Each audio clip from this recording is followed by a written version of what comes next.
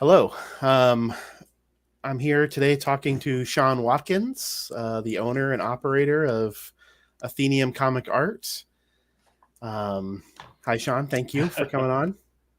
Thanks for Um, having me. It's been a while, I'm excited yes, to be on the show since our last interview has disappeared for forever, which makes me sad. that's true. Though you did have me on your YouTube channel. That's true. So there is some record of us out there talking, though I had a different channel name. So that makes it super confusing for the 5 people that will pay attention. Um, well, I don't need an excuse to talk to you ever, but we have one today, and that's that you're hitting a 2-year anniversary with your business. hmm You want to give a quick origin story for anyone who's watching this ever? Yeah, I mean, I don't know if I've given a quick story ever in my life, but we can try. Um, so 2 years, a little. It's actually the birthday is different depending on like this is like the legit 2 years where it became a business, but we Mm-hmm. actually started a little bit earlier. So the short version of this, I guess, goes back to me being a collector of comics and comic book art. I made a decision that I was, just really reading a lot of mainstream comics, Marvel, DC, nothing necessarily wrong with that, but Mm-hmm. it was getting a little stale. And my academic career was aligned with cultural studies, intercultural communication. And so I started thinking, well, why am I reading all of these white old dude comics? Why don't I purposefully try and find, some different voices? And so I started to dive into more of the indie scene, and um, had a mentor that collected art who got me into collecting art. And it's much cheaper to collect original art in the indie scene than it was in, to buy like Green Lantern art. Sure. And so fast forward a few years, I ended up moving to Ann Arbor, Michigan, which was where one of my favorite cartoonists, Casey Nowak, lived. They've since moved to somewhere else. And I, got to know Casey a little bit. And one day they posted on Twitter, which is now something else. We won't talk about that. Yeah. They posted that they were thinking about they were going to sell their art. And I had been watching some other art reps like Felix Liu. He has a podcast talking about art repping, and it was really fascinating to me. And so I've been thinking about how I could give back to the community a little bit and how I could maybe, I don't know, do something fun with cartoonists. And Mm-hmm. so I had reached out to Casey to say, hey, would you like me to sell your art? And I'll do it for free. I'm just interested in learning about it a little bit. And I totally expected Casey to say, no, strange person, I don't want to give you my art. But Casey said yes. And so Athenaeum started 2 years and change ago as just a Twitter handle. And we, had really no expectations as to how it was going to go. I thought people adored Casey's work, so I thought we would do okay. I encouraged Casey to raise their prices a little bit because they were selling their art for where I thought was a little bit lower than it should be sold for. And to my surprise, lots of folks bought the art. We sold tons and tons of art right away. And my only aspiration was really to do well by Casey. I was that's always my anxiety, that I'm not going to do well by my artists. And I, things went really well. I was also nervous in that, I didn't want Casey to think that I was just going to steal their art. And so at the Yeah. very beginning, all of the art transactions went to Casey. I didn't do any of that. I would say, someone would say, I want this piece of art. And I'd say, okay, send this amount of money to Casey. and then Casey would let me know that the money came through, and then I would mail it off and pack it up and mail it off. Gotcha. And folks got, other artists saw what we were doing, and to my big surprise, started to reach out to me to ask me to represent them. And again, I didn't really think that it was going to be more than Casey, right? I was just doing it for fun. And so, we started to bring in more folks. And I think the real kind of watershed moment for Athenaeum was a year ago, basically today-ish. I met Tilly Walden in Vermont I was on a family trip, and she and her partner, her wife now, Emma Hussinger, asked me to represent both of their art. And Tilly was and is a big deal.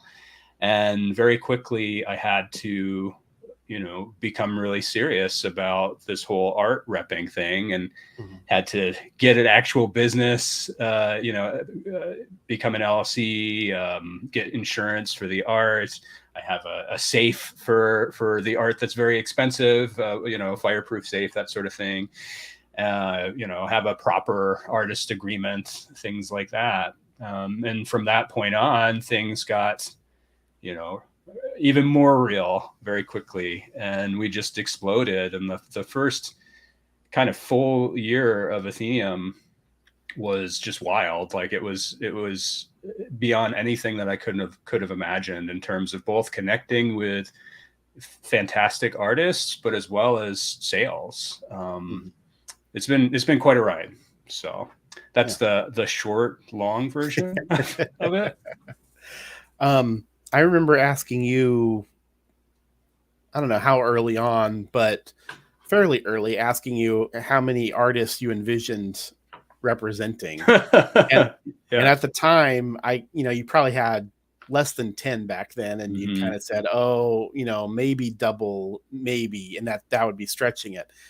And by my count, you're up to 28. I don't know if I'm quite right on that. There might be some more coming in soon. Yeah, exactly. Yeah. There's 27 on your website, and one that I know, Leslie Stein, who you haven't put on there yet. Yeah, but you're already selling her art. So yeah, we've done really well with her art too, which has been great. I believe it, because it's looks very impressive. So I guess you're pushing 30, so what do you envision? I mean, or do you even think about it?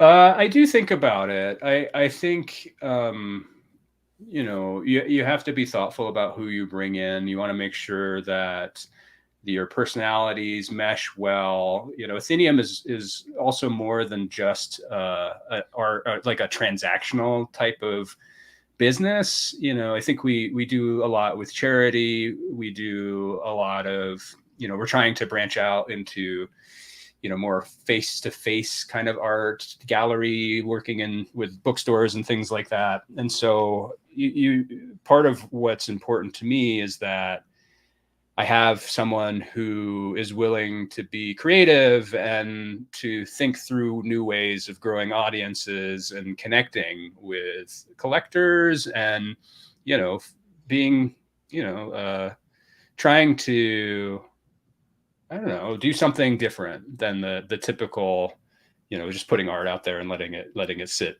and hoping that people will buy it. And so, in the back of my mind, I always, again, have this anxiety that I will fail an artist and not be able to sell their art. And there have been, trickier artists to kind of get art out into the world for a variety of reasons, whether it's they're not as well known as some of the other artists, or the prices of the art are higher than other of the artists on the website. And so for me, as a business, making this worthwhile to me, for the amount of hours that I spend doing this outside of having a full-time job. I have an 8-year-old daughter, Athena, who has autism, a 5-year-old Atticus, who's got lots of energy, and I want to make sure that I spend a lot of time with them. And so when I'm doing this work, it's when they're asleep. They're all asleep right now, and it means that I don't sleep as much, and I put a lot of energy into it. And so I have to make sure that this is a viable kind of pursuit for me. And part of that is having a good roster of artists that can, art kind of works in peaks and valleys, right? So you put some art out there and people get really excited about it, and then it wanes a little bit, and then you say, oh, there's a new book or there's some new art, and people get really excited. And so those valleys, as an art rep, if I just had valleys all the time or for extended periods of time, that's not sustainable for me. And so by bringing in more people, you're able to create peaks and valleys that are happening simultaneously.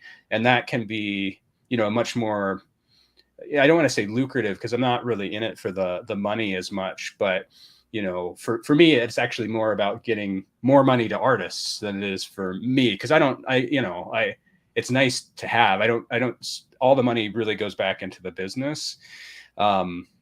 But I want to do justice to these folks, and part of that is making sure that we're continuing to grow. But the danger is that there are too many folks, and that I'm not able to do justice to all of them.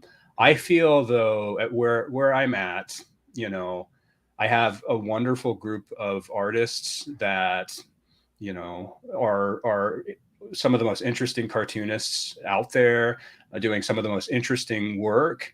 And I see this as a community that mutually benefits itself. And so when someone comes to the website to look at an MS Harkness page, they may see a Sam Grinberg page and decide to read one of his books because they're inspired by it.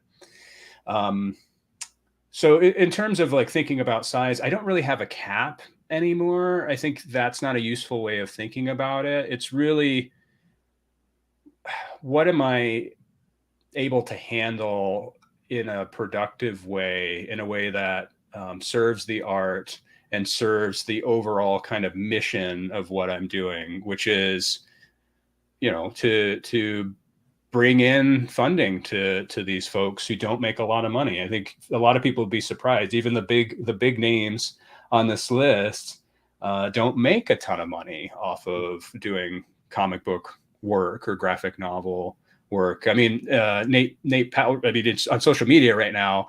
A post from Nate Powell has been making the rounds again, where he kind of worked out how much money he was making based off of the advance for one of his books. And it's not a lot of money. Right. And I think it's been really important to me, even as an art collector, in being able to subsidize these folks, because we see so many people burn out. We see so many cartoonists. I mean, you're a lot of what you do, Colin, is celebrate cartoonists that have disappeared or don't have big audiences. Yeah. And I think it's really upsetting, because you find a book that you connect with and you really love, and then you realize that the cartoonist hasn't done anything for 20 years because they felt like a complete and utter failure.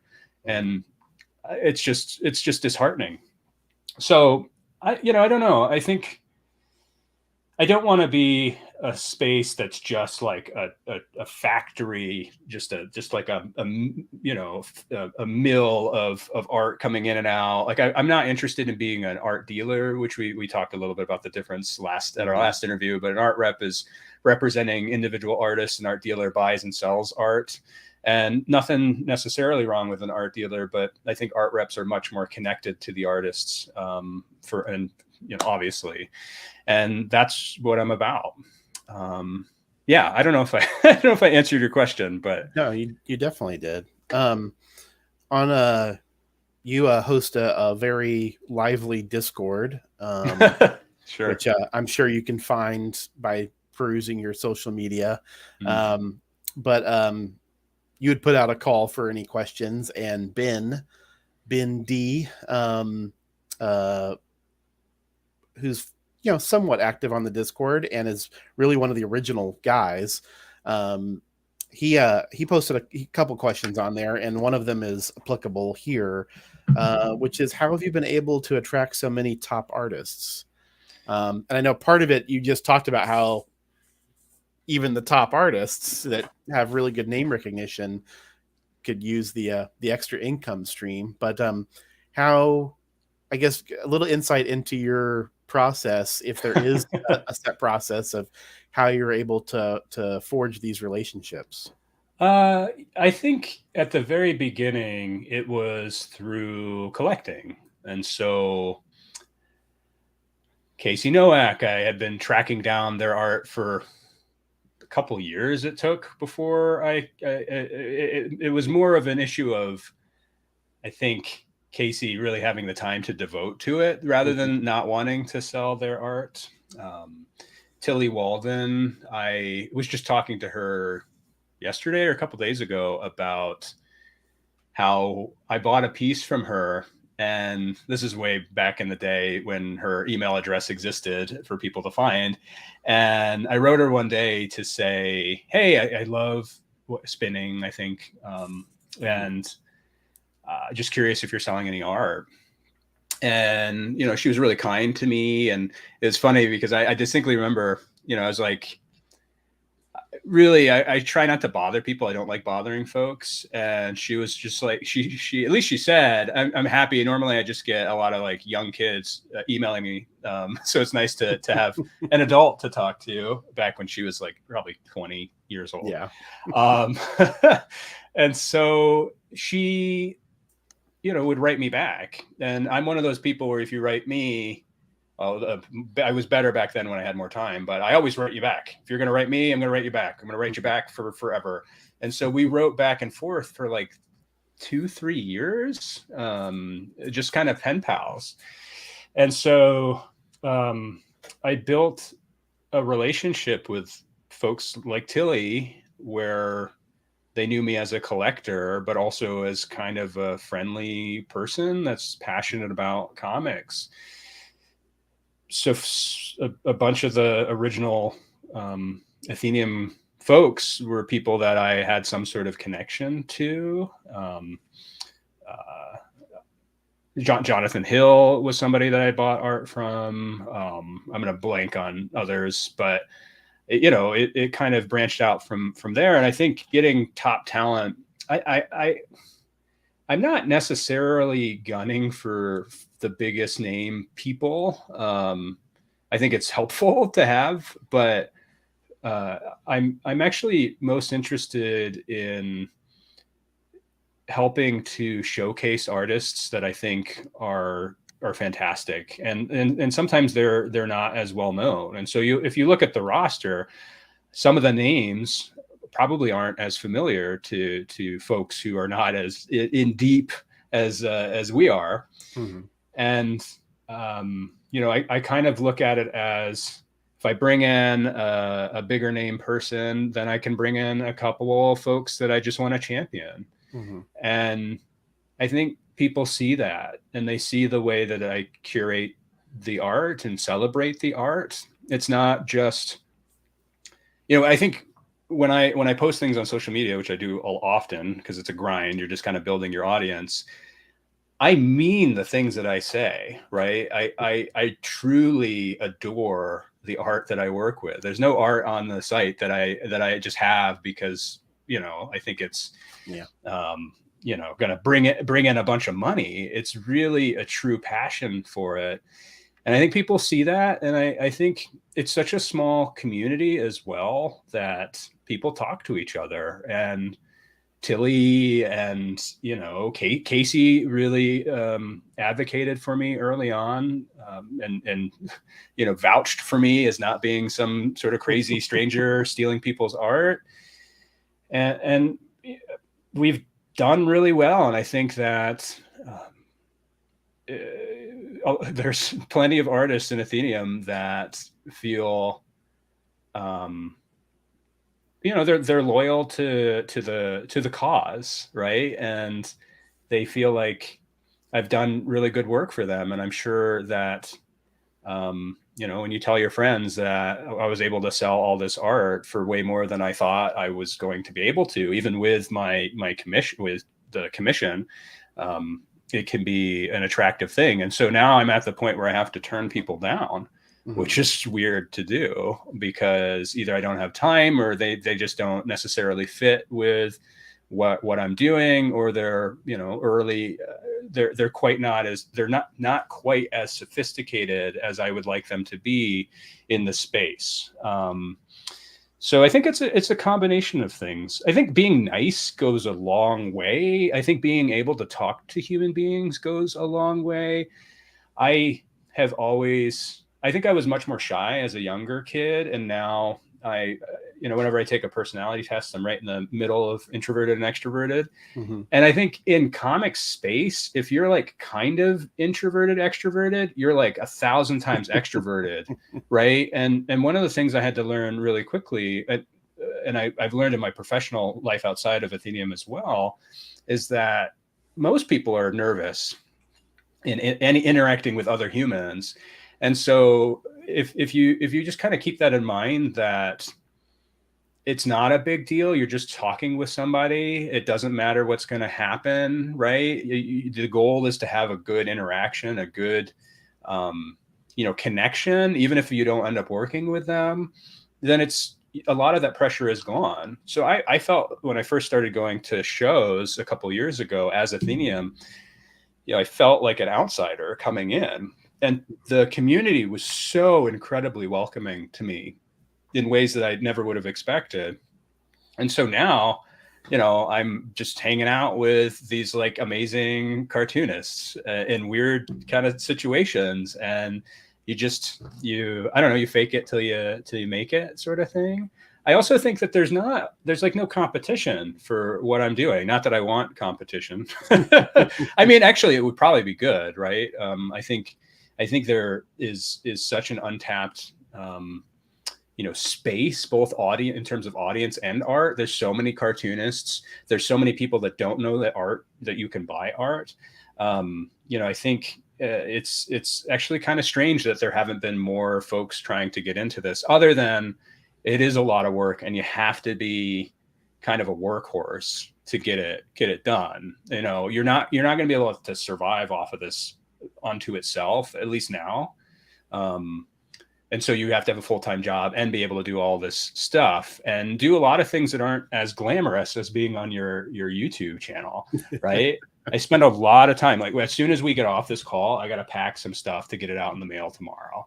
Yeah. And I'm going to be up half the night doing that. And I have a brain, maybe it's my working class like background, where I fucking love, let's just tape stuff up, right? Like, let's do it. I love the monotony. I love like just, you know, sit and listen to music, letting my mind go wild while I'm doing stuff like that. So maybe it's a certain personality too that is more successful in these kind of things.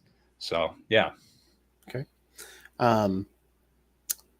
You kind of bled into a question I was going to ask, which is about your assimilation into the community. You know, that I'm assuming this goes for all sort of subgroups and in communities and even professions, that there's a whole ecosystem around the people who do the thing. You know, like, you know, if a football game is being played, people only think about the coaches and the players, but there's referees, there's people maintaining the grounds, there's, you know, there's all these people that are in the operation that aren't seen to the spectator, but that the people who are in the game know are part of the game, you know?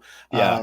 You know, I watch basketball, and you'll see players just stand there talking to refs, like, because they're at work. They're just, you know, they're all at work together. Nobody knows who the refs are, but the players do, right? Right. And so you've come into this comics community, and there have been bloggers and people who wrote, you know, for the Comics Journal back when that was a regular concern. You know, retailers and distributors. There's all these people part of the ecosystem, and you know, within the small press world, the alternative comics world, whatever we want to call it, You have sort of, I don't want to say you've inserted yourself, but as you said, you just sort of, you showed up and were welcomed in, and are now, people know who you are. You go to these events and they're familiar with Athenaeum. Word spreads amongst people you don't even know. And so you have some entree. And I was, I guess I'm just curious about how that feels. Because 2 years ago, I doubt that was on your mind, that you thought, oh, I'm going to go to shows and I'll hobnob with people. And you might think I'll know one or two people, but you can go up to tables and converse as a peer, like you're not a cartoonist, but you're in the business sort of. Is that too inside baseball of a question? No, I think that, how does it feel? It feels good. I don't know. It's like a dream come true. I can walk into a show and see Noah Van Sciver and like cut the line and give him a hug. And people are like, who is that guy? Like, who, like, is he some kind of cartoonist? And I'm like, no, I have no talents whatsoever other than selling things. No, it's my spouse. One of my spouse's favorite stories is the first time we went to TCAF. So not this past TCAF, but the TCAF before, right? It was really the first thing that we had done at, I don't think post-pandemic is the right way of putting it, but like kind of on the other side of the pandemic a little bit. And so it was a big deal. And it was around Father's Day, I think. And we drove up there, and for Father's Day, she had secretly gotten me like prototype Athenaeum t-shirts and hoodies. And I get I think people think I'm like a cool, calm, collected person, but I am like full of anxiety most of the time. And I'm a grumpy person when you're in like my direct family, which is something I'm always working on.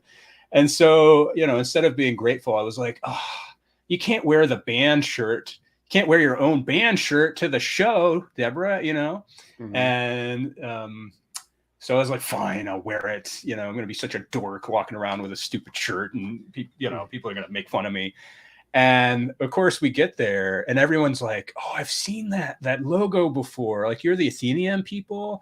And we were at the Silver Sprocket table, and I like to be annoying to folks like Deborah who are not as ingrained in the comics as I am. And I'm like, I work with this. I was at their table pointing at comics. I was like, I work with this person, this person, this person.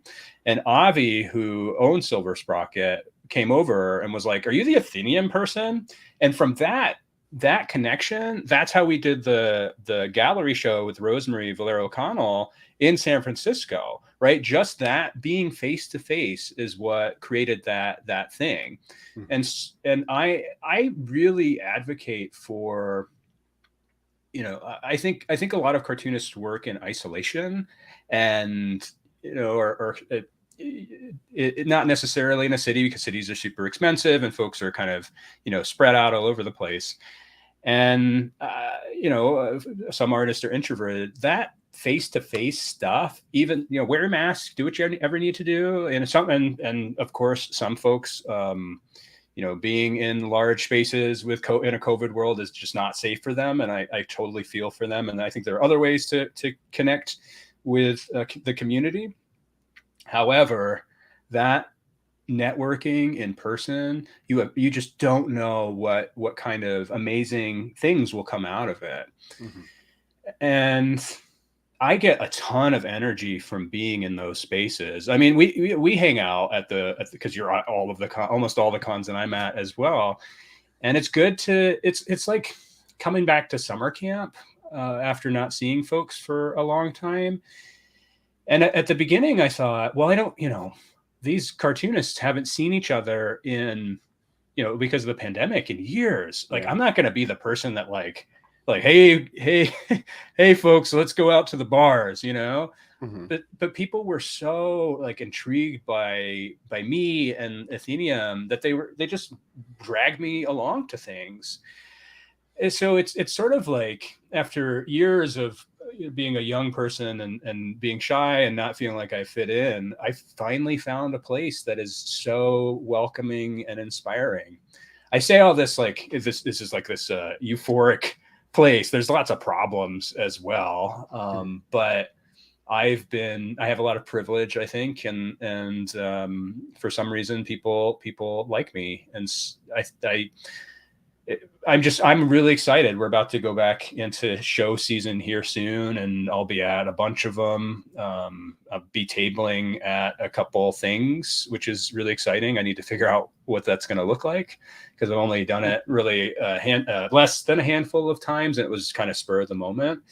But I get a lot of joy out of being part of this community. I think to your point around the inside kind of baseball, your sports analogy, with knowing the refs, I think sometimes there's this myth of the lone cartoonist in comics, where there's such an emphasis on doing it yourself and being authentic, that sometimes being part of communities or working with like publishers or doing something that you become a sellout is frowned upon. And I think it's a real disservice to the reality of a business and being able to do the thing that you love, but also do it in a way that you don't starve, right? Mm-hmm. And I do wish that there was more celebration in the indie scene of the folks behind the scenes who are really supporting these cartoonists, helping them develop professionally, helping them, whether it's as an editor, like making their stories better, because I think editors are actually really important, even though they get shit on a lot. And all of the distributors, the art reps, the booksellers. Why is Bone so popular? Because it got into, it's part of Scholastic, and it's part of like every school like book fair in the country. And does that make Bone less awesome? No, Bone is one of the best stories to ever have been made in comics, right? And I think there's a balance of making sure that you, if you can in this space, keep control of the art that you're creating, but you also, I think, need to have people help you. It's like Athenaeum. I did everything myself for almost probably the first year, and it was really difficult. And now, Deborah will come in and help me pack. She'll write thank you note in every single piece of art that goes out. The kids will pack like the bookmarks and the stickers. They'll sign their name on the thank you cards sometimes, because I think it's funny. And it's a community. It's not just us doing it by ourselves. And I think a lot of people struggle with that. The other side of that is you can't just wait around for someone to like hand you it either. You're going to have to put in the work. You're going to have to do it.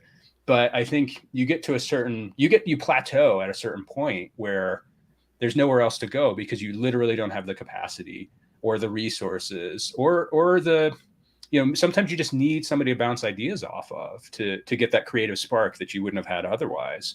So I think, balancing out your controlling nature and allowing people to be in the space is really important. And I wish that indie comics did celebrate the unspoken folks that do a lot of the work and get the word out there, right? Like what you do, Colin, and a lot of your peers in the YouTube space and the sort of, I don't even know what you call yourself anymore. I like to think of yourself as I think you're a comics critic. I think that could be, people don't like the word critic, but I think that's what you do, comics criticism. What you're doing is so important. You're advocating for folks. You're writing about comics in an intelligent way that's really diving into more than just the surface level. And I think that's what people want, right? When you get beyond the superficial, bad versus good kind of thing, you want to talk about this stuff. And you all are creating spaces, whether it's through Discords or through YouTube communities or through zines, where people can have those conversations and not feel like they're alone in the things that they love. A lot of stories that we hear about collectors is that I collected for 10 years without my family could give a shit about it. They don't care about it at all. And I just did it because I loved it. And that to me is as authentic as you get, right? When you don't even, like, I don't even post stuff on social media because literally no one cares that I have this Batman page, you know? Mm-hmm. And people are just searching for that community to feel like they're part of something. And that's the energy that I'm trying to gather up together, getting all these people who feel like it's just them doing it, and opening their eyes up to, like, no, there's lots of people. We could hang out in real life. We could go to the Billy Ireland together and celebrate the silly, ridiculous things that we love, you know? No, for sure. You know, and it's getting tougher now, I think, because the social media platforms that were so useful are becoming less useful. Oh my God. Yeah. You know, Twitter and Instagram, which people really relied on and which really helped propel your growth. You know, now it's, you know, the algorithms are working against you, and you see artist after artist that says their links are suppressed, their images are suppressed. And it's tough because there's only so many shows, right? It's, you know, it's just not feasible for some people to go to these shows. If you, right. You know, if you live in the middle of the country, you know, you could be, I mean, you say, oh, well, there's one in Chicago. Well, that could be a 20-hour drive, you know, Yeah. or an expensive plane ticket. And I mean, and the same thing goes even for mainstream conventions, right? I mean, they don't exist everywhere either. So, yeah, it's something that I've been thinking about more, you know, doing this YouTube channel and doing my zine, is that trying to figure out ways to, you know, I don't want to be a cheerleader, but I'm passionate about some of these things I've read and some of these cartoonists, and I want more people to be aware of their work. And I just did a sort of an artist to artist talk with Carl Stevens, one of your artists, and Kat Chapman. And you know, I was there with them, but they did most of the talking. But part of the conversation was about how hard it is to get the word out about anything you do, and that a lot of these companies don't even they might have a PR person, but it's one PR person, you know? Yeah, I don't know. I guess this isn't even really necessarily a question, but it's just sort of the things, you know, you're making more people aware they can buy art. And, you know, I have this little channel and other people have bigger channels and they're talking about things, and people have blogs still, they're on social media, but it is very hard for, it's such a small tent. And yet it seems like it's hard to get everybody in the tent, to get eyeballs on this stuff. Yeah. Well, I mean, to your point, the social media stuff is really upsetting, particularly around Twitter and what's happening there. It's basically worthless. My reach, at least the reach that I could kind of figure out based on the analytics that I could see, has dwindled down to basically nothing. I still post there, mostly because I lean on the audiences of some of my artists have huge followings on Twitter, we'll call it. And it's still worth doing that because every eyeball is important. And I learned that not necessarily the hard way, but I realized very quickly that with art selling, if you sell an $800 page, that's a lot of money. And you can find somebody somebody maybe like going through some blog, and they happen to click on your site and they're like, oh my God, I'm going to spend $800 right now. And that's worth it, right? To get the word out as much as possible. Although I still am not on Facebook or Meta or whatever it's called now. Sure. Probably should be, but I just can't. But you know, I was really upset with all this Twitter stuff because it's literally killing our ability to get the word out there. And so I've had to double down on, you know, continuing to build out the base of folks that I have and encouraging people to be active in some of these spaces that they either know about, like the Discord, or, you know, reading the or email listserv stuff.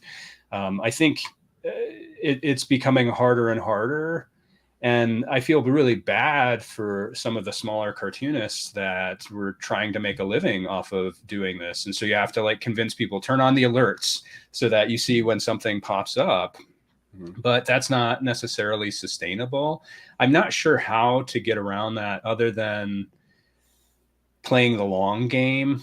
I think that some cartoonists really try to make a run at being a cartoonist perhaps too early, and they quit their other jobs and they want to just do this thing. And I wouldn't, you know, and I'm like I'm a I'm a socialist, but I'm also conservative in the way that I take. I'm not a risk taker, Sure. right? And so even as a working class kid, and I had, you know, it's a longer story, but you know, I always made sure that I felt comfortable with where I was at, and I'd bust my butt to feel comfortable because I would be under a lot of anxiety. There's a lot of privilege, and people help me out to get to that space. But you know, I think from an outsider's perspective, as an art rep kind of seeing it, I think you have to be calculated what you do, and most people aren't going to make it in comics. But you need to survive. You need to be able to eat. So I've seen, you know, a couple models that I think work better than others, where, you know, you independently produce books and find ways to do it fairly cheaply, build your audience mostly through social media or, you know, Substack or whatever, Tumblr or whatever you want to use, and get folks who are really going to back what you do and buy those floppies that you put out once a quarter. Right. And that can bring in some income. And then hopefully you're able to build up enough of those books that you can go and sell to, you know, a bigger publisher who's going to get your name out there. And you're probably not going to make any money doing that, but you can make money doing this. And then each of those things is kind of the Simon Hanselman model, right? Of like, you know, but he's been able to be very successful in ways that I think not every cartoonist can.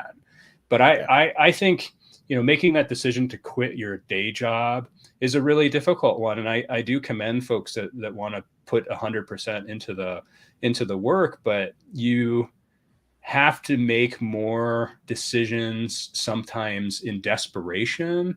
And I think that's not always productive. I have a mind that's, at least with comics, maybe not in other parts of my life, that's thinking like 5 years in the future. And I think one of the most exciting things about the artists that I work with is that, you know, I brought in, you know, someone like I started working with Caroline Cash, who just recently announced that she has a book deal with Drawn Quarterly, right? And so I saw this artist who was doing amazing work that I saw that I thought had potential. And you can see this potential coming to fruition, right? But it takes a long time. Her book is not going to come out till like 2026, right? So, you know, how it's sort of this like building and building and building. Athenaeum is not going to be Felix Comic Art the day that it starts, right? You know, random cartoonist that's been doing this for years is not going to be a Tilly Walden tomorrow, right? You got to find sustainable ways for incrementally growing. And it's not an egalitarian space. Not everyone's gonna make it. But I think being a little bit more calculated. I wish there was more kind of business sense in indie comics. I think there's a lot of young people who haven't had a lot of experience before, who are very talented, but don't necessarily always have the knowledge or the skills to kind of translate that into a business, right? Felix was not Felix the day he started. I know he likes to remind me that as well. I think Felix started pretty well though. Like it's not, he wasn't like living on the streets when he started, but yeah, he had a lot of connections already, which he put to very good use. Yeah, to his credit. Yeah. No, I mean, one of the most impressive. Every chance I get to tell Felix how how thankful I am for him being so open with the knowledge. I do, probably to his annoyance at this point, but I want to ask you about your event in Ann Arbor, but before that, sure. I wanted to just you've talked a little bit about shows, events. You're going to be tabling at your own event, and I know you're doing. I guess you tell me what it is. You're doing something at Partners and Sons, October 14th. Is that right? Friday the 13th. Friday the 13th. The okay. 14th is the Philly Comics Expo, which is kind of bleeding into that. Yeah. So with the Partners and Son event, it's not a secret. We just haven't. I think we're waiting to get some of the posters and stuff together. Sure. But it's basically a book opening event for MS Harkness and Caroline Cash. We're going to have a lot of their original art up on the wall. There's going to be a bunch of folks doing readings. We have some really fun ideas for the event. I think it's going to be, if you've ever been to either a MS Harkness or a Caroline Cash reading, you'll know how exciting they can be. It's not just someone reading from a comic book. It's like acting out things and sometimes music and sometimes acting. And I'm truly looking forward to it. It's just going to be a celebration of MS's new book through Fantagraphics, Time Under Tension, and Caroline's book. Yeah, I haven't. It's funny. I'm on her Patreon, and I refuse to read it. Like, I want to have the physical book. I know you snuck a copy, but so I'm excited to read it. I think MS's work is pretty spectacular, and her cartooning is just getting better and better. Gorgeous.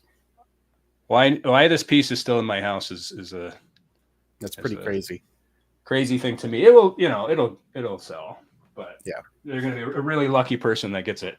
And then Caroline Cash's new Pee Poo Poo issue will be out around then. I think we're trying to get copies of it a little bit early from Silver Sprocket to have at the show. I think that'll probably happen. Nice. But it's going to be a really good time if you're in the Philly area. So I hope you all can make it. And then the next day is the Philly Comics Expo, and that's where I'll be tabling as well. I need to figure out what that's going to look like. I know that. I don't know whether it was a hard time. Yeah, you're someone who has their eyes on that page. A lot of people do. Yeah, I bet. I don't know how much you're going to try to do this in the future, but I know that you've had kind of a hard time getting in at small press shows. Is that something you want to pursue some more? Because, like, I'm on your side. To me, it's a no-brainer. It's a way to put money in the pockets of artists. But so is that something you want to do, where you maybe team up with an artist and get a table somewhere, or you think they're just going to freeze you out? Well, just to explain a little bit more. Sure. So I've applied to shows. That was my goal for year 2, was to get out into the world and to table at shows and make a lot of connections. So I've been able to go to shows and make a lot of connections, but I got rejected from basically everywhere I applied. And some places you can't even apply as an art rep because it's only specifically for artists, and it's a lot harder to kind of get in even as a like publisher, unless you have a relationship with the show already. And so it was a little bit disheartening, because I just thought it would be a no-brainer, as you said, that how would this not potentially selling a page of work at a show could bring in more money to the cartoonists than their entire weekend at that show, right? You sell the right piece, you've made everyone's day. But the emphasis is really on the cartoonists, which is wonderful. Yes, they deserve. You want to get as many folks as you can into that space, but I do think it's part of this larger issue I see in the indie comics world not always being as oriented towards growth rather than celebration, right? I think you can do both. I think you need to grow the audience. You want more people to buy books. You want, you want to have a variety of things for people to look at and experience at a show. Just like it's weird because you go to like a mainstream show and there's all sorts of stuff, and to its detriment, right? I don't see indie shows having like, I don't know, Buffy there. Guys who make knives. Yeah. I wish Right? there were guys. I love knives. But I think having more folks that are involved in the creation, and I tried to get Avi to come out from Silver Sprocket. They're just too busy with all the shows that they're doing, but I wanted them to come to A2CAF, which we'll talk about in a moment, because I wanted Avi to talk about how to publish and how to work with a publisher. And Avi has so many amazing experiences and advice for people. And I want that to be part of the show, right? Not just the sort of like, a bookseller is there or a publisher is there. Like it's integral to what we're doing. And there are different degrees of that. And I think I can get in if I apply with an artist, or say I'm going to bring like 5 or 6 artists to like be at the tables, depending on how long the show is and whatnot. I'll do it at some point. You could have, if you had been able to set up at TCAF, and I know that would have been a big logistical thing for you to deal with, but if you'd been able to set up, you had a dozen artists there. A lot of them. And Noah Van Sciver and MS Harkness both said separately, they said the same thing, which is they didn't really have anything there to sell. And so it was nice to go on this trip and do things and see things and sign some things. But if they go do a signing with you, the money goes directly into their pocket. And I just don't understand. I know I'm not putting you on the stand when you already agree with your own side. Yes, I agree. But what's the difference between you and a publisher? You would have signings with artists or them talking. They can sign books. Well, this is like good for Fantagraphics, and then they could look at art and maybe sell some art. To be fair to TCAF, they did contact me. They were like, we don't know what to do with you. Are you going to bring artists? And I said, oh, well, there's lots of them who are going to be there, but yeah, sure. If you want to talk more about it. And it just never kind of came to any conclusion after several of me trying to get a hold of people. Sure. I can, it's funny because Felix talks about this sometimes where he makes more money just selling stuff online than going at the show, right? Like, I think he said maybe that he broke even at San Diego. I don't know if that's true, or maybe I'm making that up. Yeah. But it's a pain in the ass to do these things. It takes a lot of energy. It takes a lot of money, regardless of how expensive the tables are. Getting to the place, making sure no one steals your art. There's a lot of anxiety around it too. Yeah. So for me, it's like I'm benefiting this. I think I'm going to benefit this space. Why do I have to work so hard to do it? But it's one of those things where it'll be worth it in the long run. And I just need to suck it up and prove to people what I can do. That's what a lot of my life in Athenaeum has been, just like, I'm just going to do it and we'll figure it out. That's why I started partnering with Silver Sprocket, with Partners in Sun. It's like, well, I'm not getting into shows, so I'm going to do something that's way more fun. That's less intense, but is more of a celebration of the art. And we're going to do it in a super hip place, right? And that's been pretty successful. So I'll get there. It's like me figuring out the space and I probably making too many assumptions about how easy it would be for me to do it. You may just have to Trojan horse with, have some artist be your beard and they go and they, you foot the bill behind the scenes, but they're the ones who their names on the table. Yeah. It's just annoying. Like, I shouldn't have to do that. No, you shouldn't have, because it's not it is an additive. It would be an additive to any show. Much like, honestly, like the mainstream, I go to I didn't go this last year because the show's gotten so terrible, but I've gone to Emerald City Comic Con for years, and no one sets up there to sell original art. No, no reps, no dealers.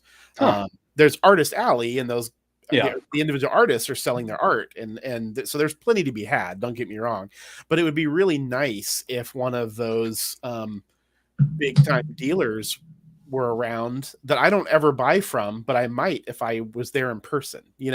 Right.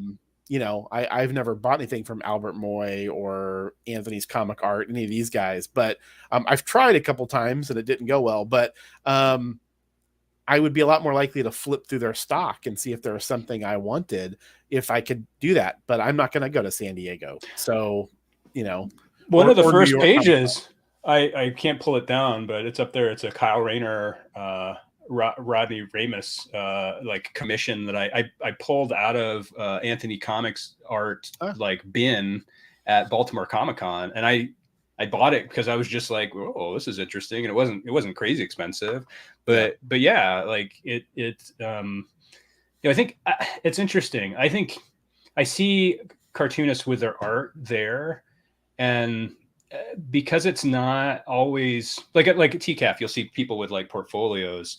I feel like an art rep there's more of this expectation that you're buying art. I don't know. It's like you're not sitting in front of the artist looking at the art. Like I feel so anxious, depending on if I know the artist, it's different. But if I'm just like I'm going to flip through someone's art and they're looking at me while I do it, it's like the most uncomfortable thing on earth. Sure. And then you're like, yeah, never mind.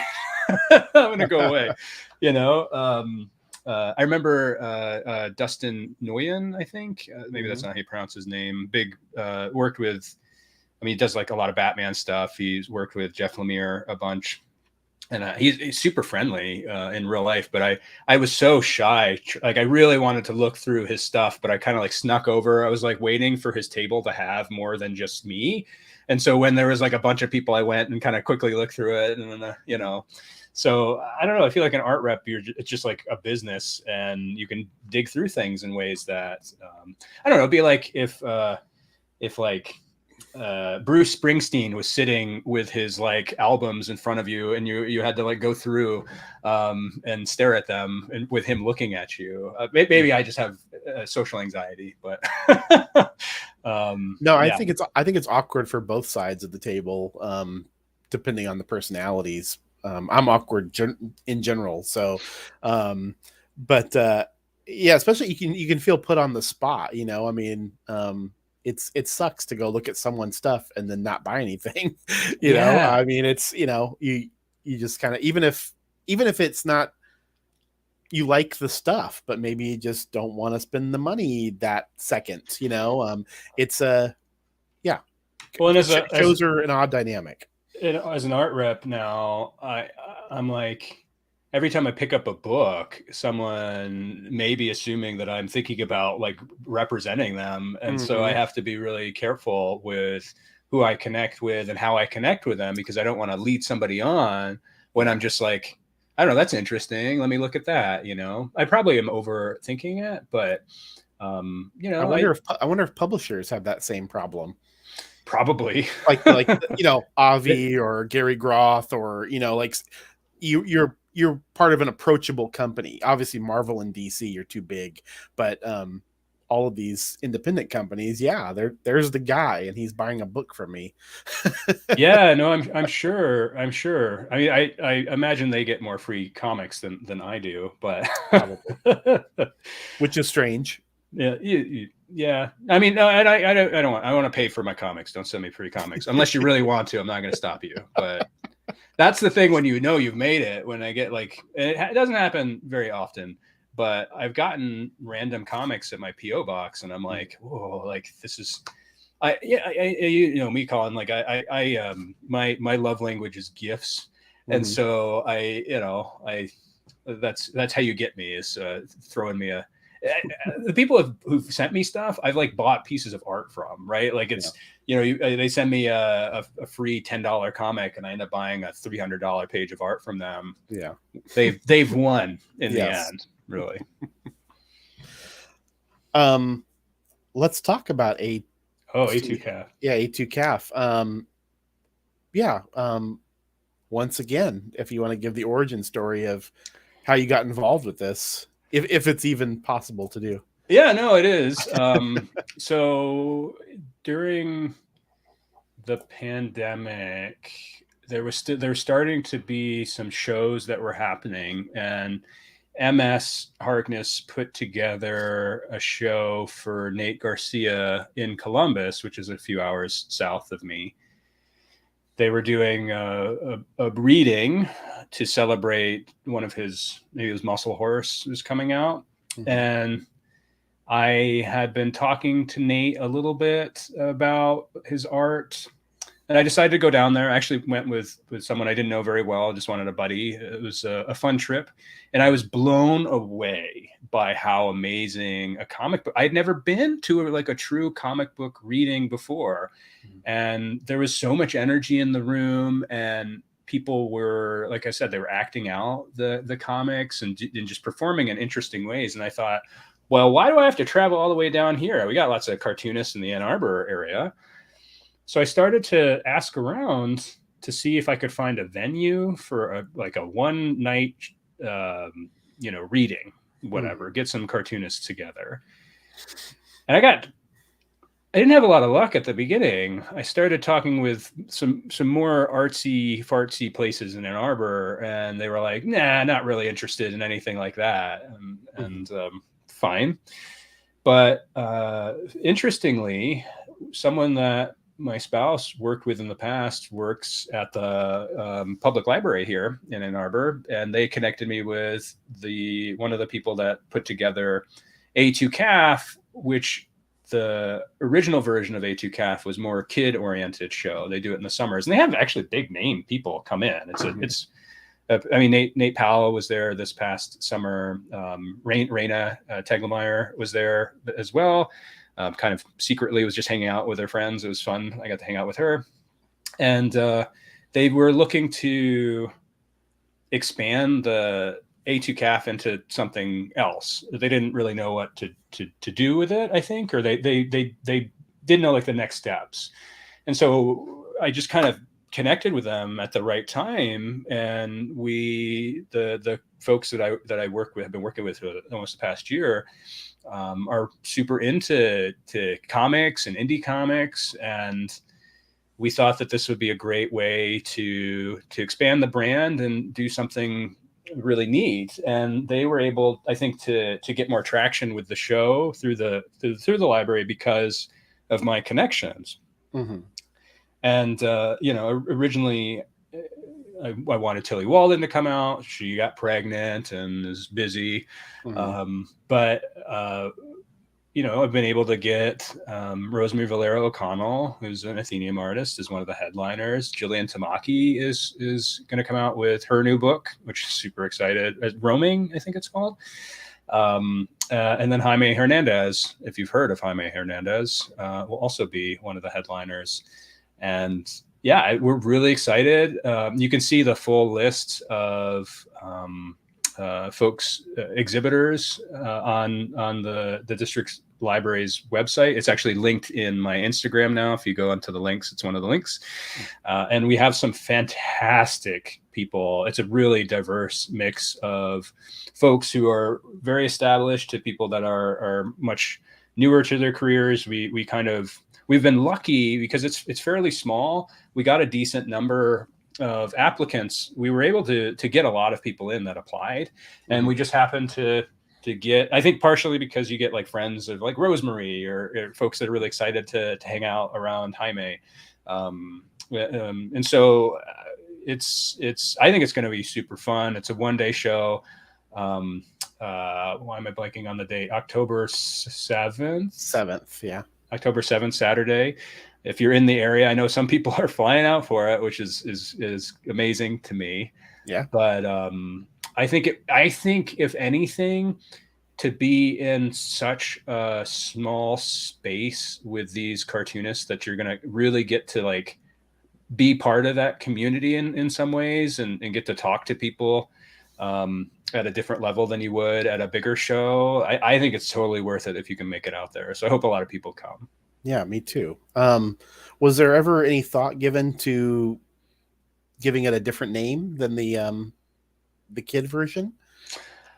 I don't know. I think A2 Cats is a really cool name. It is a really cool name, yeah. You know, it kind of fits in with other comic small press cons. Hmm. Uh, it wasn't ever really on the table, Yeah. and I think there was some back and forth about the confusion between the two, and I'm like, there can be two shows. Shows can happen more than once, and it's okay because it just means more comics. Hmm. And I think expanding it is a great idea, right? You can have a kid version. You know, there's one library and it has multiple events in it. There's Hmm. one name and it has multiple types of shows. Yeah. So I want people who went to the kid version to come to this. You know, folks who are of age, of course, but Sure. you know they see that they had a good time at the last one. They happen to be around town, and they want to go to this one. The other exciting thing outside of the name is that it's happening while the university is open. So HUCAF is always in the summer, and none of the students are here. Yeah. So I think there's a real potential to bring in, an audience of young people who can get really into this stuff, right? Because the comics. I mean, I guess you could argue that some of these comics are expensive to buy, but they're handmade, right? Like Yeah. I think for me, it like reminds me of being a kid when there were like things called bookstores and places that you could go and dive into something that, just by looking at the cover, you get really excited by it. In this digital world where there's less of that, I think this is a really unique kind of space. And I hope that it's exciting for young folks that may not have any connection to comics whatsoever, and they go into the library and they see, oh, I thought comics were like Flash, like the Flash movie. Isn't that what comics are? And they see like Rosemary's book. That this is something else that's really special, where Rosemary is going to be publishing a comic through the library, and we'll have that available at the show for free.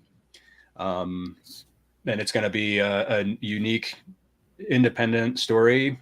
She gets to keep the copyright to it, so it may get published somewhere else in the future, but it will be a floppy that she'll have at her table that we'll hand out to anybody that wants it. Nice. I think if you can afford a University of Michigan tuition, you can probably afford to buy Nate Garcia's comic. Just yeah, no comment. We're a little bit of an elitist institution here. Yeah. I just want to ask you real fast. You talk about this on social media as much as you can, but the Athenaeum Gives program that you've done, Yeah. I think it's really interesting. And I obviously you're just sort of doing this when you can, but yeah, if you wouldn't mind just talking about that a little bit. Yeah, that was something that was really important to me, to find ways to give back to the community more than just doing the art repping thing. And the idea for Athenaeum Gives is pretty blatantly stolen from Annie Koyama. Yeah. She's so inspirational in so many ways with the work that she had done in indie comics for many, many years. But beyond just the publishing of fantastic books, in this different stage of her life, she's been giving a lot of money to cartoonists. And I think it's a good thing to steal an idea like that to do more charitable work. And we've been really lucky because the last few grants have been provided by an anonymous collector who really wants to support indie comics. And so I've been able to up the originally it was just coming out of my own pocket, and now it's pretty heavily subsidized by some money that comes in semi regularly. And for me, it's just such a joy to be able to help cartoonists who are a little bit earlier in their careers, and to give them a platform through Athenaeum, the small platform that we have. Mm-hmm. But like the idea that money that we give allows someone to publish, you know, a story, mm-hmm. is makes me feel really good. And I'm glad that people have seemed to gravitate towards it quite a bit. Even folks that don't win really advocate for it and get the word out there. And each time we do it, it becomes, we get more and more applicants, which is exciting. It becomes harder and harder. And it's just me doing the behind the scenes. And so I try to be thoughtful about what I'm doing and who I give the grants to. But at some point I'll probably have to bring some other folks in to help me. Really the big goal is to start kind of a sister organization to Athenaeum. That's a nonprofit that focuses on just giving grants out, raising money for that program. But I was going to do it a while ago, and there's just a lot of paperwork, and you need more people. You can't, unfortunately, a nonprofit just can't be me. Yeah. It has to have a board and things like that. It's a little bit more complicated than, if you can believe it, than what I do now. So I had to make a decision about how I was going to spend my time at this moment. Mm-hmm. And this is what I can do now. Mm-hmm. And so if there are folks out there that are interested in donating money towards the grants, always happy to take your money. Never going to turn down your money. But it is I think it's a great cause, and I hope it continues to grow, and I hope that we're able to give more and more money to folks. And like a lot of these people that we've, I think that we've had 3 so far, and they've done fairly well for themselves. Mm-hmm. And that's exciting to see too. Yeah. One of them, Leo Fox, has a book now. Silver Sprocket. Yeah. Silver Sprocket. Yeah. Oh my God. Have you read it? I haven't. I have it sitting over there. Actually, just got it recently. So the art is spectacular. I mean, the book is really amazing. The art as well is spectacular. I highly recommend it. I don't know. I probably will mispronounce it, so I will not try, but go to Silver Sprocket, Leo Fox. You'll find it. Yeah, it'll be an interesting little experiment, assuming you're able to continue to do this for some time, to look back over it and see how many people were able to stick with comics and produce things. Peter Laird ran the Xeric grant for many years, putting his turtle money to very good use, just doing little kind of micro grants. You'd have to apply, but lots of people got their start doing that. But of course, he had an anonymous panel that did it so that he wasn't the bad guy. So we'll have to see how long it takes for you to get to that point where you don't want to take the bullets anymore. Yeah, if there are any bullets. I mean, I don't know. We're not big enough for people to care that much. Yeah. About it. The money is not that big of a pot just yet. But I don't know. I'm not afraid of critiques people have been so generous to me and so nice. I always ask for feedback because I want to do better. And if people are not happy, that's fine. I mean, I've had some, interesting interactions with collectors over the years, or non-collectors, just people who are there to spread hate, and you just ignore it. That's the thing that I don't think people. I mean, there's probably a lot going on with interactions that you see in social media, but just don't feed it, right? Mm-hmm. I'm a cisgender male dude. I don't have to deal with the things that non-binary, that women have to deal with, or whomever. So I'm very privileged, but I think ignoring a lot of it is is pretty helpful, because it goes away. Some of it goes away. If you're lucky, I'll say, if you're lucky. Yeah. I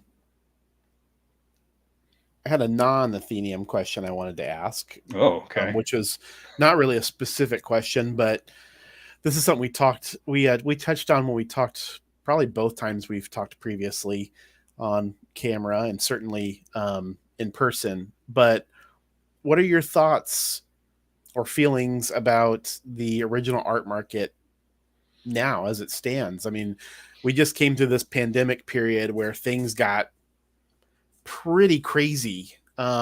People were throwing money around left and right, and that seems to have cooled off a bit. But certainly the art prices aren't going down. So no, and you're part of a niche, a subset within that market. And I wonder, do you feel as if your subset has been more resistant to the cooling off? I mean, it depends. I think that the casual hobbyist art collector is much more cautious with how they're spending money now than they were 2 years ago. Mm-hmm. I think that I'm not seeing the same kind of spur of the moment purchases that I once saw. The people that can afford $800, $2,000 pages, they're buying those pages regardless, Sure. because it's not really that big of a stretch for them. But I do think that the kind of some of the less expensive pieces sit longer than they used to. Mm-hmm. And I think, in this space, if you aren't producing somewhat regularly, you hit a point where everyone that knows the work will have bought a page if they wanted to buy a page. Yeah. And part of the business aspect of art, right? And I think people sometimes don't want art to be a business because it's art and shouldn't be a business, but it is a business. People have to be continuously interested in you and your art. And if you are spending a lot of time making a book that nobody can see, and you're not continuing to kind of build your audience, why would people buy the art from a book that came out a long time ago, necessarily? Yeah. And so I think, that's one of the kind of shitty things about this space, is that you have to continue to like show things, right? You have to get people excited. But what I found is, as an art rep, by putting new art out there, whether it's just illustrations, maybe not even the original comic art, getting people excited about art will sell old art that's been there for a while. And so I see the difference between like someone like myself and the beguiling, which I adore the beguiling, and I would never say a bad word about the beguiling, Mm-hmm. but they're not actively selling the art. They're not actively marketing the art. They're not actively engaging with the community outside of the physical store, in that original art way. And so you'll see stuff that sits there and you're like, this is like really amazing work. And it's been there for years. And part of that is, I think there isn't that sort of like, newness, the drop, the events, right? That's just something I've been learning from Felix, especially recently, is if you tie original art to some sort of event or some sort of exciting thing, people are much more likely to get excited by it. Mm-hmm. Whether it's, recently we did the Tilly Walden art sketch drop, mm-hmm. where I typically do like a preview sale. A lot of the returning customers will get to see stuff early. Anyone can if they just ask. Mm-hmm. But instead of doing that, I did a true art drop where it went, went at a certain time. No one had any advance ability to buy the art. And I think it got a lot more attention because it was exciting, and so I think to kind of continue to build out the market, you have to find new and creative ways to bring people in, to get eyeballs. And it's not, I don't think it's just like, us performing for folks, like, look at us, we're doing crazy things. I truly think it's just part of being a business, right? like you want people to be attracted to what you're doing. And it's not like a restaurant where you're like, there's good food. I know there's good food. I will go there because I eat food every day. It's art. It's like the thing that you need the least, right? As my spouse says, it's just paper. Why do you care about it? And so it's the first thing that for most people, except for crazy people like us, it's like, well, I'm not going to spend $300 on a piece of art. Why would I do that? I would rather go to many concerts or, pay for my rent, whatever. So I think, for me, trying to get that excitement is important.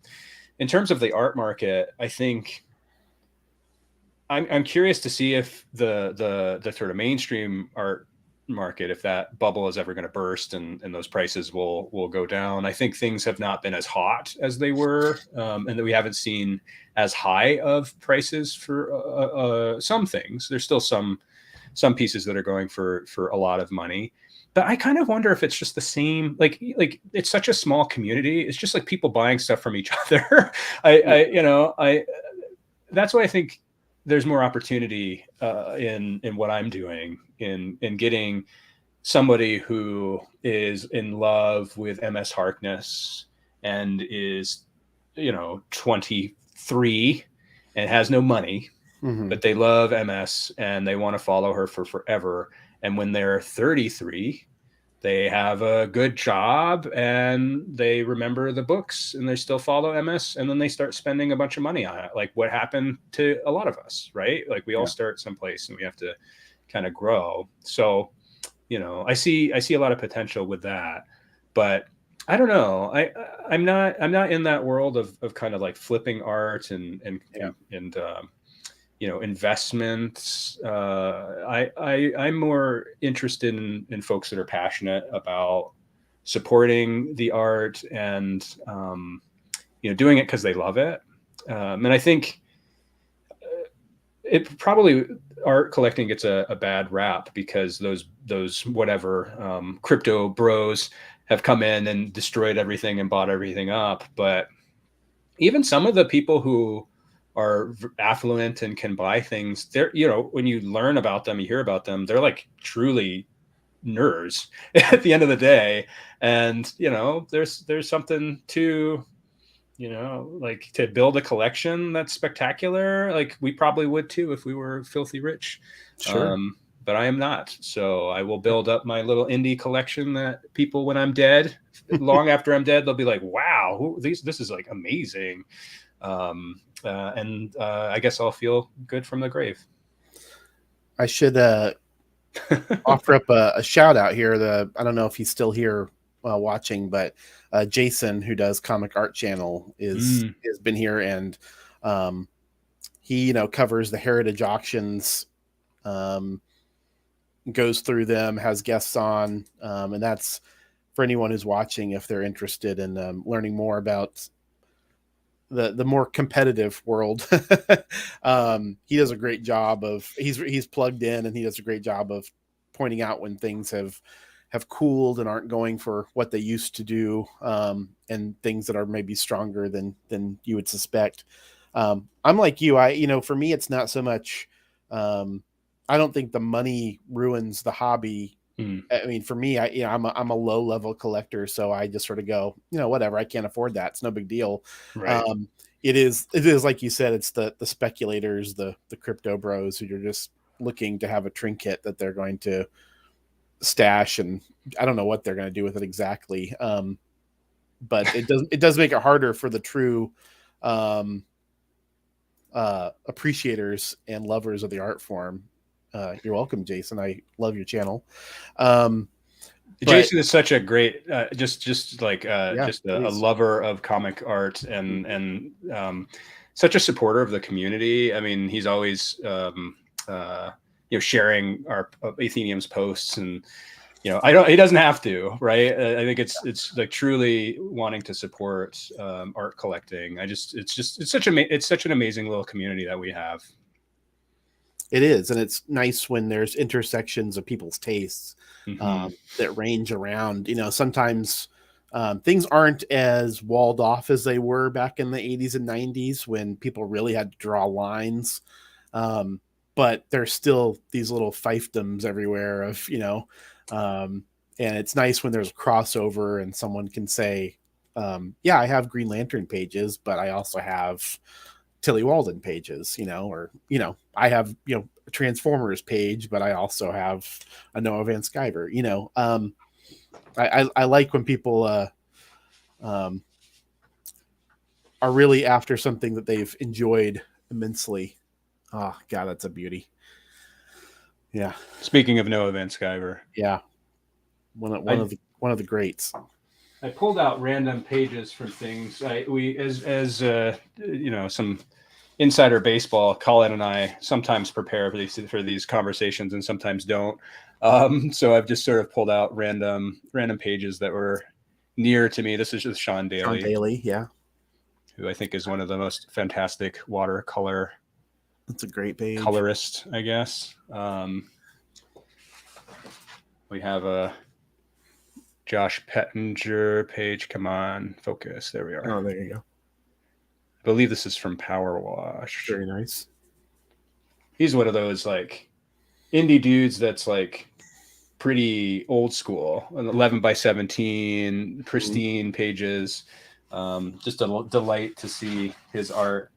A Remy Boydell. Remy just got Koyama art grant. This is one of my favorite. Yeah. I don't know. Some of these pages, I don't always know what's going to sell quickly or not, because sometimes I'm astounded by the things that don't sell right away. They always do sell eventually, but I don't know. Maybe people have different tastes than me. Here's a Nate Garcia pencil page. Oh, that's great. Which I don't want to pull it out because I will smudge it. But I mean, look at the detail on that is insane. Yeah. That's fantastic. Let's see, what else do I got? Well, this one is on the way out the door. You can see it's on the board already. But Caroline page. Well, actually, the full story is going out. That's right. I saw that you had sold a whole story. Yeah, man, I'm getting into the Felix racket. Selling full. Was that a first for you?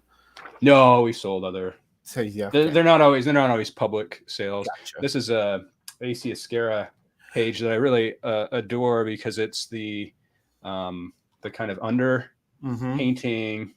They did I don't think they do it this way anymore, but they inked it digitally maybe. I don't really know the whole process, but I think they were just kind of trying to figure out what it would look like.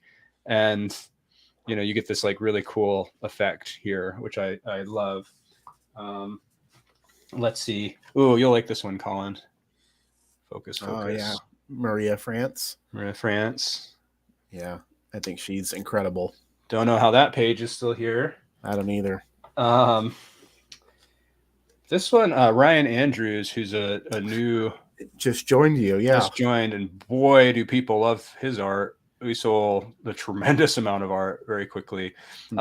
This was our pact, is his big graphic novel, and I loved it, but I didn't realize how much everyone else loves it too. And that's been really exciting. I've got a few Charles Globitz pages. The first one is just his fun illustration. Yeah, an Olmec. Yes, Olmec. Which I think is actually like fairly priced, but this is from Starseeds Volume 3.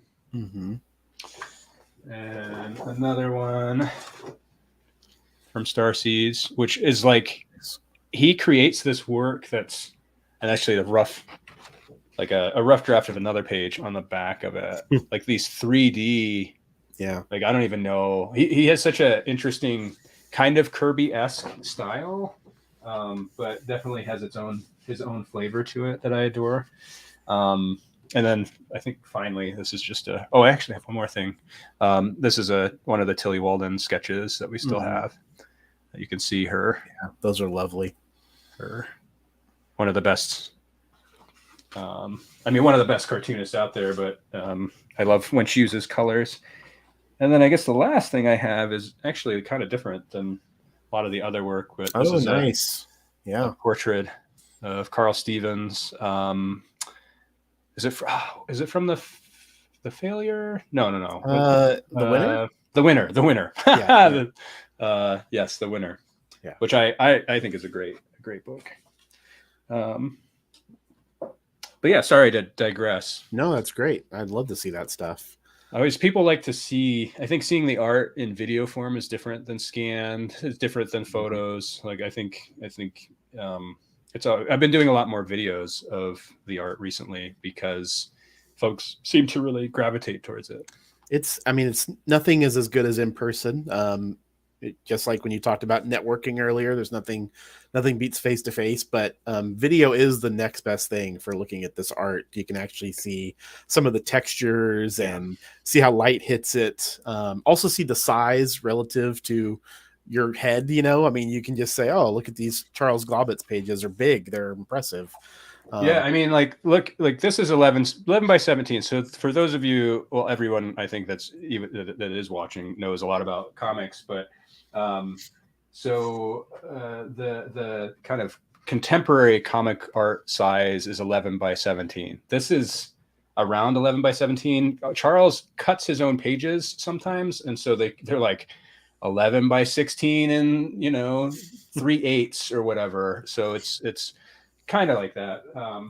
But mostly in the small press world, you get smaller pages for a variety of reasons, right?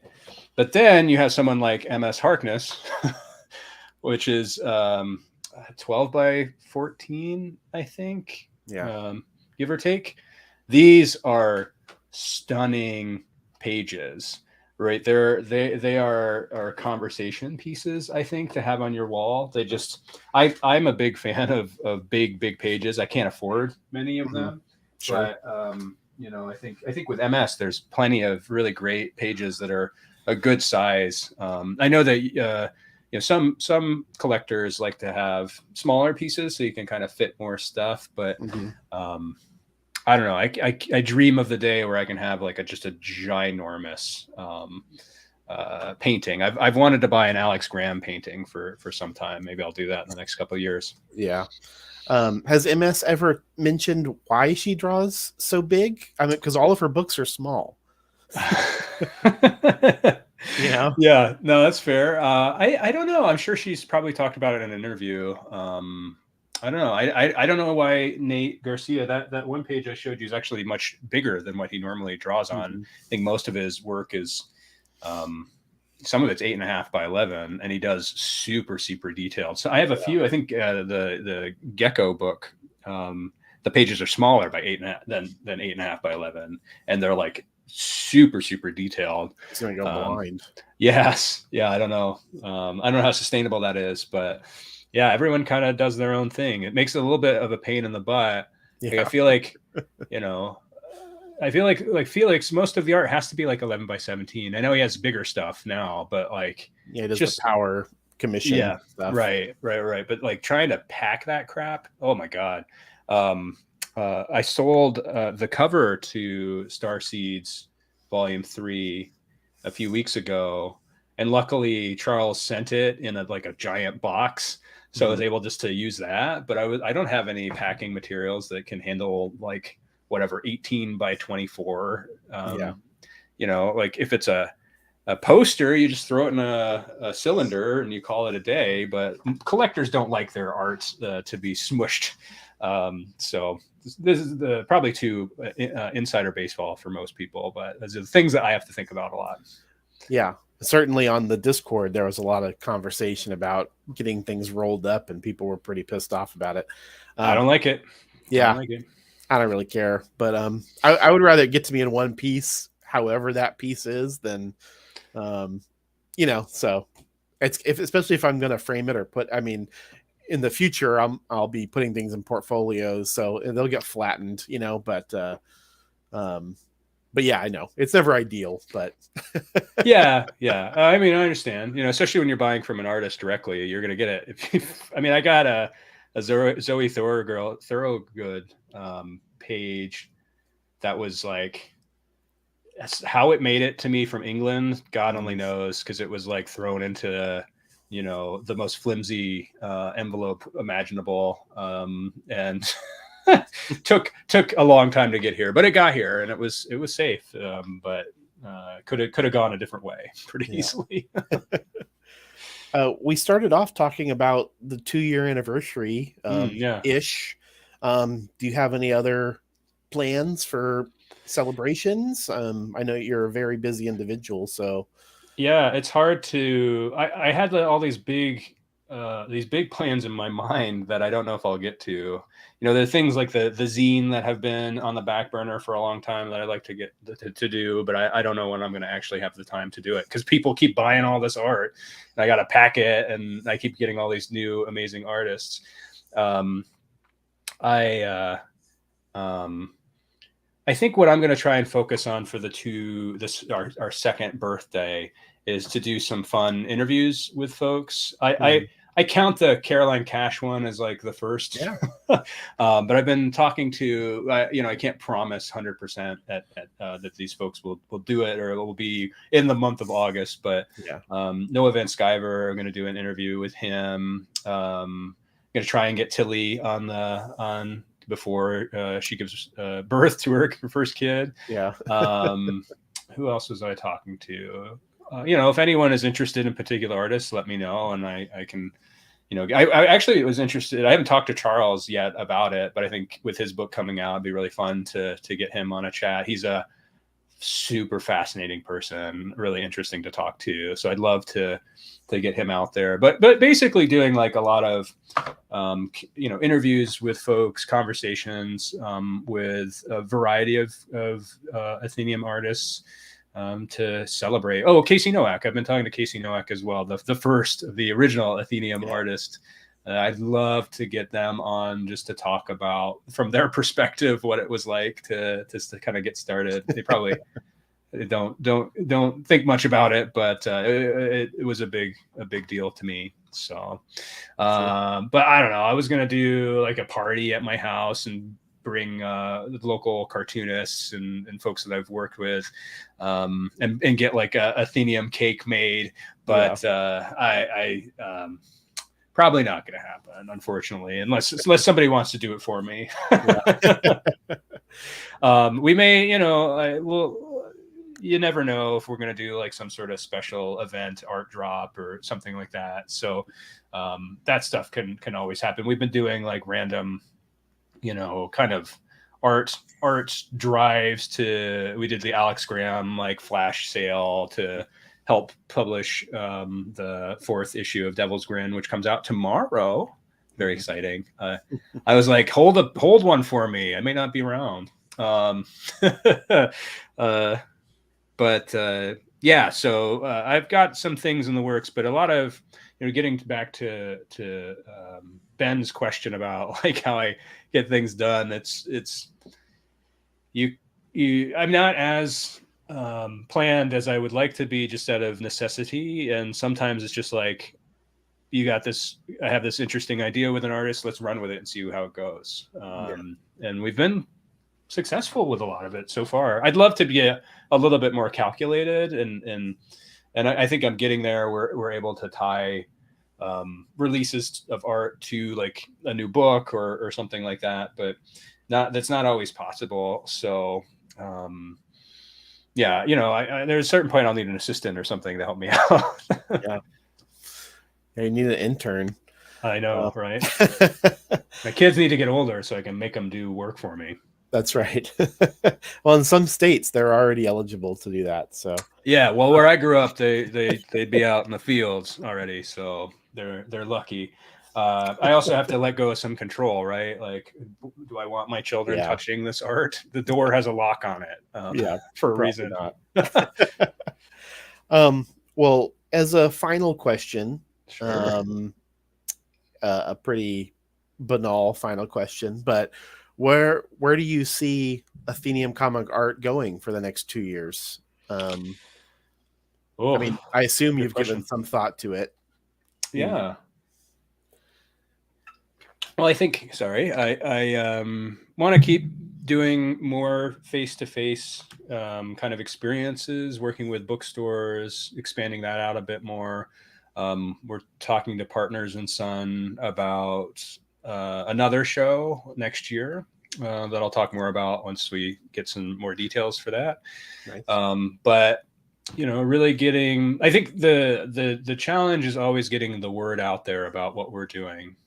And so I'm hoping to like do more of these conversations, not only on my channels, but also in other spaces. I've been thinking about, there are some podcasts that I think are really interesting. They may not be interested in me, but maybe I can go on with an artist to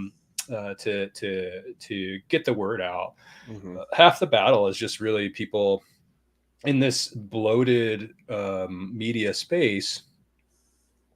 It's both frustrating because my audience is only so big, and even with social media now, I can have someone who has a bajillion followers, like a Rosemary, repost something, but the way the algorithms work, you don't know if that's even effective, Mm-hmm. right? And it's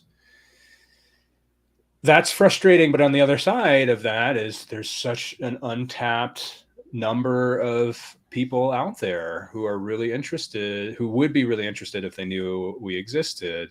Yeah. I've been chatting with a film producer who lives in the UK, who found Athenaeum through a specific artist.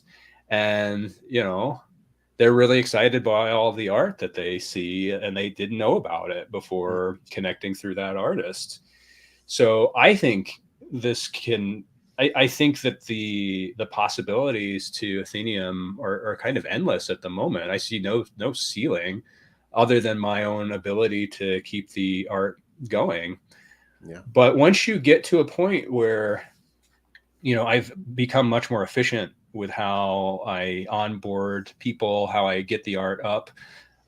Occasionally, tax season comes around, and then suddenly my mailbox is full of art from every single artist, and I'm like, oh my god, where was this for months when I had nothing to do? And so, trying to get all that stuff organized, because indie art is not always organized, takes a lot of time. But once you have it set up, and if you can stagger it in such a way, it's actually not that unreasonable. I was looking at our website. I have like over 1,000 pieces of art on that website. I did that. That's me.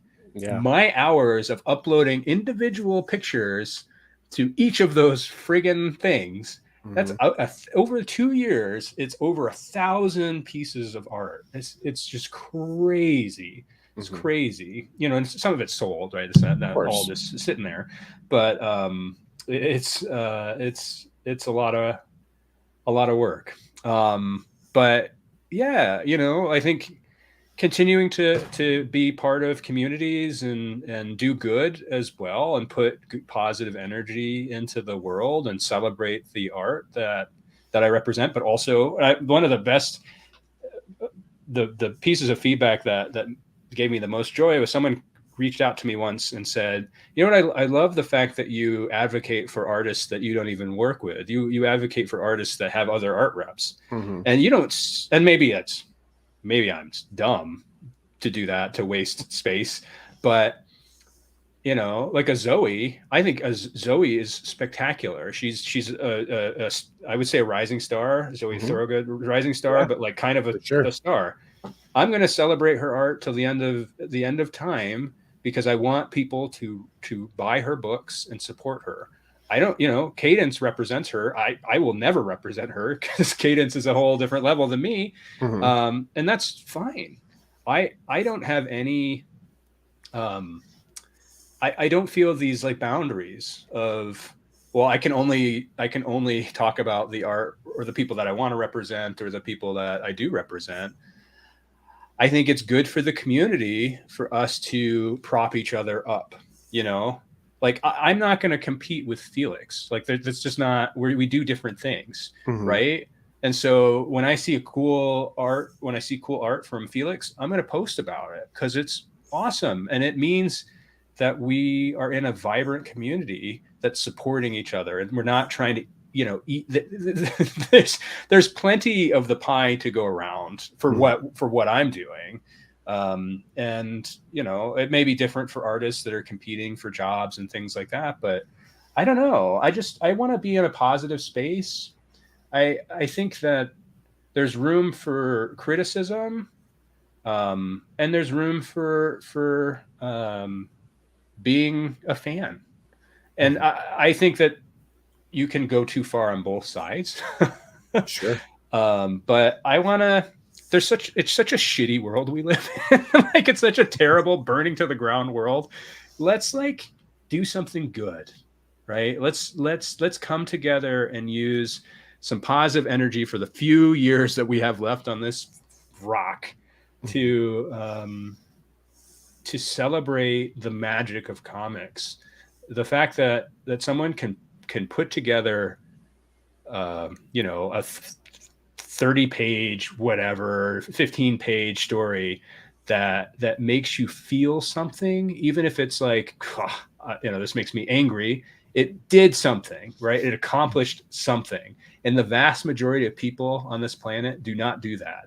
And whether, it isn't a successful comic, and however you want to judge success, it's still an accomplishment. It's still something that I think has a little magic in it, even if it sucks. So I don't know. I want to be part of something that is bigger than just reading comics and selling art, if that makes sense.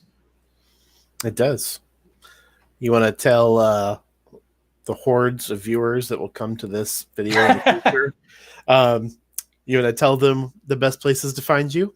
If you can spell Athenaeum, you're halfway there.